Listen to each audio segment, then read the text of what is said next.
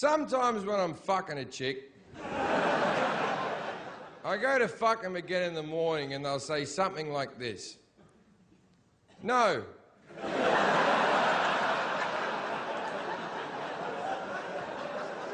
When we fucked last night, it was a little bit dry and now I'm sore. Now, to any woman who said something similar to this, may I say, your problem. My job was to get an erection. Your job was to get your hole wet. Didn't you get your hole wet? We both had things to do. See, if I don't get an erection during sex, I'm called impotent. But a dry hole is the same as a flaccid penis. A dry hole is an impotent hole, and you're not a complete woman, and you should be ashamed of yourself.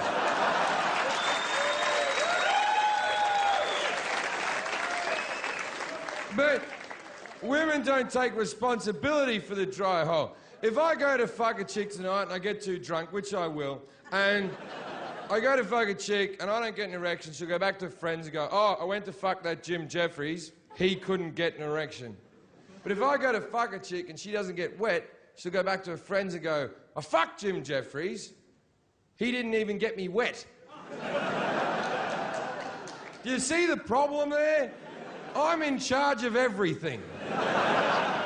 It's like, I used to fuck this chick for a while. I stopped fucking her. And she sent me a text. Well, I just stopped calling her. Just ignored her. And she sent me a text message a month later that went, oh, by the way, you never made me come. And I was like, really? You think you're the one who makes me come? Do you want to know who makes me come? I make me come! All the horrible thoughts I have in my fucking head makes me come. You have very little to do with it. You're just the container I shoot it into.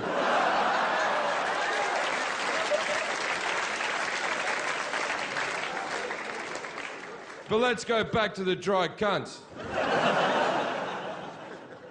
There are women in the room who are thinking maybe I wouldn't be dry if there was a bit of foreplay. Let's explain foreplay. Foreplay is what we do to each other to get each other ready for sex. If I have an erection, that means I'm ready for sex. And I'm all foreplayed out. Now, the foreplay that's necessary for a woman goes like this. You gotta start by kissing them. Women love kissing. Men don't give a shit about kissing.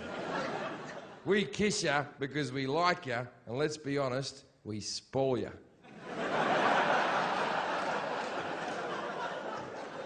Men don't give a fuck about kissing.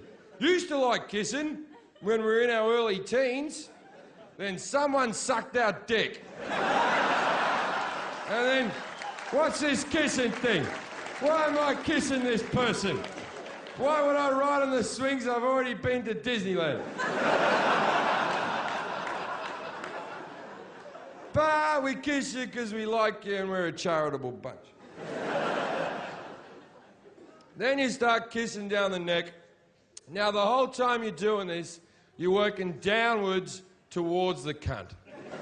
Now, you know you're going to the cunt. She knows you're going to the cunt. Everybody knows you're going to the cunt. But for some unbeknown reason, you have to act like you're not going to the cunt and that you're enjoying the journey of this creature. Women, you gotta give them a journey. Men don't give a shit about a journey. If a man's driving from point A to point B, we fill the tank, we get on the motorway, we make good time, right? Where women, you gotta give them a fucking journey. Gotta take them by the water or antiquing or some shit. See, the thing is, women read so many magazines about how to send your man wild and how to titillate your man and all these 25 steps to do all this. It's a load of fucking bullshit. Oh, you get a feather, involve food in the relationship.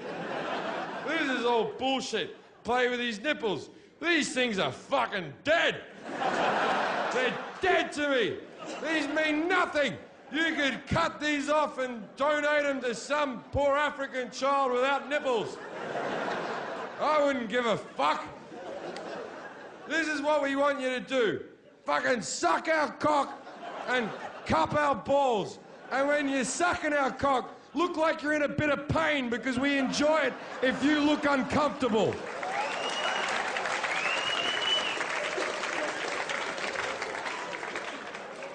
Anyway, but back to the lady. You keep kissing down. Now you're at the tits. Now, tits are a mixed bag. Some tits you gotta be firm with, some tits you gotta be soft with, some tits you can bite the nipple, some tits don't even go into the nipple. Tits are like golf, you play the course you're on. And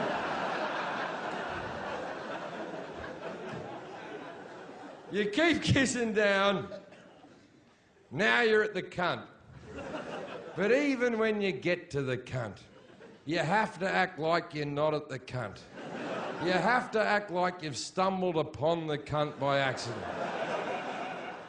So you'll be kissing like a dimply bit of thigh here, and the cunt's there. And you have to sort of almost, oh, hello. I was visiting Dimply Thigh. I forgot you lived down here. No, always a pleasure, never a chore. Do you mind if I pop in? Then you lick the whole general cunt area. Then there's a bit at the top of the cunt. If you lick that, they seem to enjoy it. This all takes between 10 and 40 minutes. And she might be wet. And that's the foreplay that's necessary for a woman. Now, the foreplay that's necessary for a man. We just need to see you naked. Maybe you need kisses, caresses, compliments and licks, when all we need is you. Maybe we take our relationship seriously.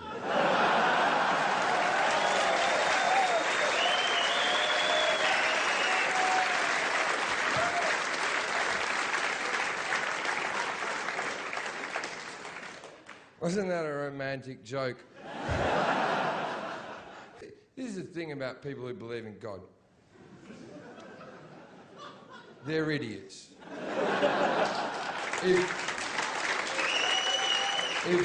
And there's no dancing around it. You're a borderline fucking mentalist. You're an idiot. You're like a 13-year-old kid who still believes in Santa. Oh, I'm still gonna get killed. Oh, fuck you. You know, I don't hate people who believe in God. I don't hate them, right? But I just don't want to talk to them. I don't want to be around them. It's like how I don't hate the mentally insane, right? But the mentally insane and religious people are the same fucking bag. If I'm standing at a bar chatting to either of them, eventually I'll walk away going, okay.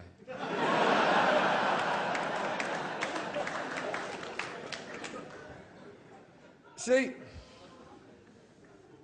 do you know, I live in America, so I have to deal with this all fucking day. Okay, 85% of Americans believe in God. That's mental. Here in Britain, it's like 36%. In Australia, it's 27%. I think in Canada, it's like in the 60s. And in Russia, no one. Do you want to know why? Because it's fucking cold. No one believes in God, so all the Russians, they don't get to go to heaven because they were born in the wrong country. Born in the wrong country, you don't get to go to heaven. Americans, born in the right country, hey, you get to go to heaven. You were born in the right place. Because God's very particular about where you're born. Right? So half of you fucking cunts get to go to heaven because you're British, and a few Australians get to go, and then the Americans all get to go, and most of the Canadians get to fucking go, and then there's those dumb cunts in those muzzy countries, eh? They don't even believe in the right God. They're fucking dead. They're not going. And what about those dumb Asian fucks, eh? With that fat cunt Buddha. They don't get to go to heaven because they've made up a God that doesn't exist. And then there's the Indians with the fucking monkey elephant guy. What is wrong with them? They must be retarded. They're believing in the wrong God. Not us, though. We were born in the right country.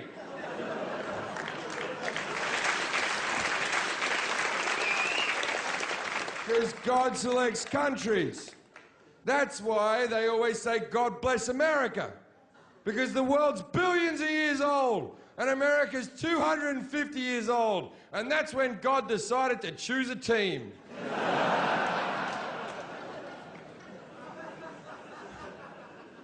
Do you know there's a webpage called Ask God, where children can write questions to God. And then through the power of the internet, God will answer them. I'm a bit dubious, but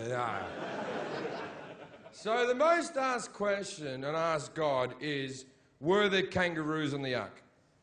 So children could ask any question in the world, but a child's mind works like this. They go, I like kangaroos.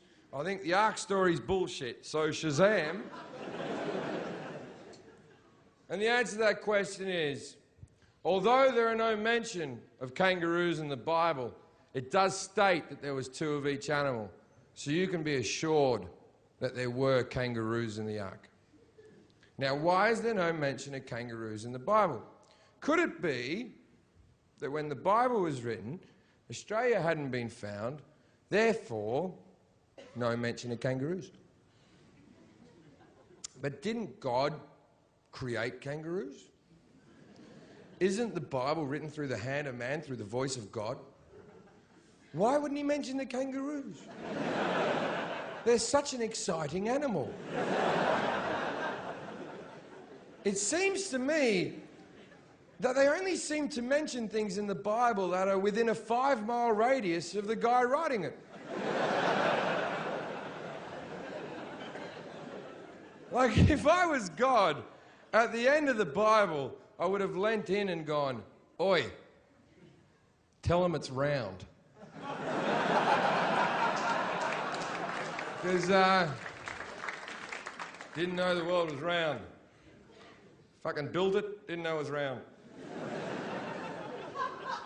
Now, I dislike religious people. I didn't say I did. Don't just, we'll go back.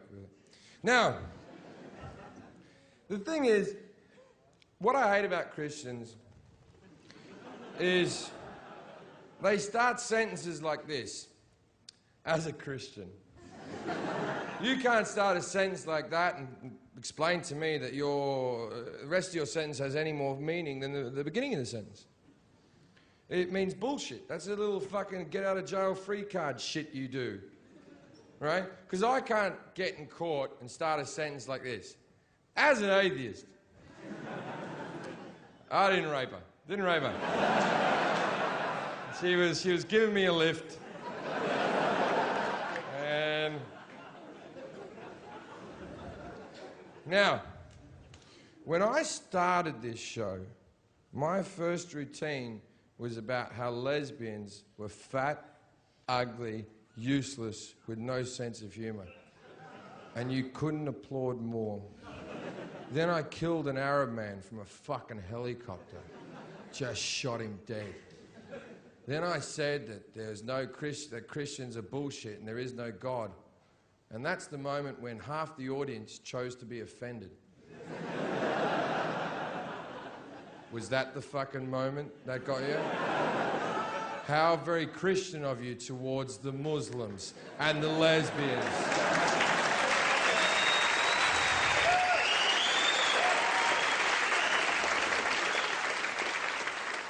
Next time, start your sentences with, well, as a hypocrite. Now, I'll tell you this last thing about you think you're a good person because you have Christian values. Do you want to know what Christian values are? Christian values are a load of shit. What are Christian values? The Ten Commandments. What are the Ten Commandments? Very sensible rules to live your life by. But you know what's a load of shit about them? The fact that you had to have them written down. The fact you couldn't figure out internally not to kill people. Don't steal. Really? You should just know these. These should be internal in you. The Bible is too wordy. All the stories are too wordy. The Ten Commandments are a load of shit. You don't need all these things. The Bible should be one sheet of paper. And on that sheet of paper it should say, try not to be a cunt. And if you do that every day, you'll be a good person. We're trying to sell this show to the Americans. I don't like our chances. So let's do something we can all enjoy. All right, we have to keep moving this show because I need to have a piss now. Because I've been drinking too much. I always get nervous before things like this, and so I got hammered in the dressing room. The show's called Alcoholocaust, and this, because I'm planning, because to me that means the death of alcohol. Because I'm planning to stop drinking after this Edinburgh Festival. I'm not promising, but I'd like to. This might be the last DVD I record where I'm drunk, so the next DVD is going to suck balls.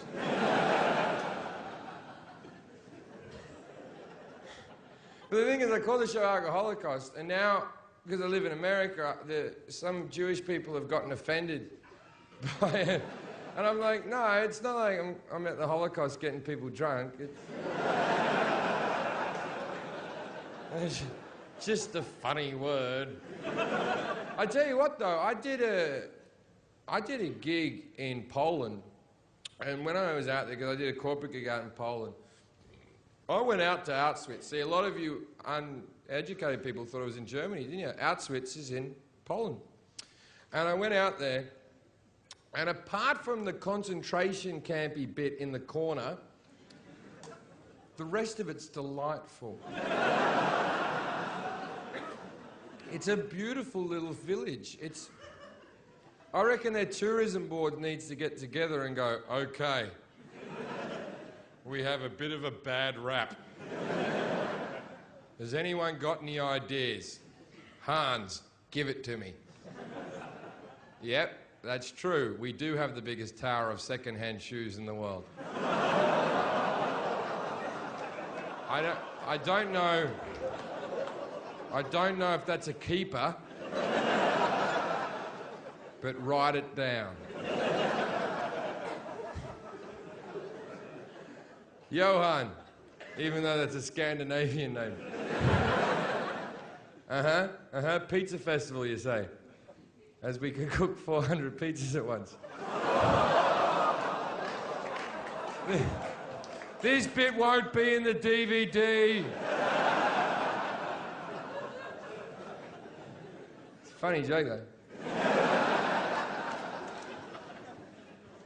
I like living in Britain because my obvious alcohol problem isn't a problem here. And before I came on stage here, my manager, the last thing he said to me was, do you need another drink? That would never happen in America. When I recorded my special in America, they employed someone to stand by the bar to make sure I didn't get wasted. Because Americans, they don't really drink like you people drink. Like they think they do. But they're very into, like, drinking games, which you people don't really have drinking games, right? Whenever, like, I'm out drinking in America, I always meet some, like college boy who'll come to me and go, hey, dude, ever play beer pong? And I went, like, what's beer pong? Well, you got to get a ping pong ball, you got to throw it in the cup. If you don't get it in the cup, then you got to chug your beer. And I'm like, well, let me just get this straight. I'm trying to get drunk. And you're putting an activity in front of me that may impede me from getting to my beverage. I said, they have a drinking game in England. Do you want to know what it's called? Drinking! And this is how it's played. What you do is, you have a drink, then you get another drink, you have a drink, have a drink, have a drink, have a drink, have a drink, have a drink, have a drink. You do this as fast as you can. And if you get so drunk that your friend has to drive you home, then you fucking win.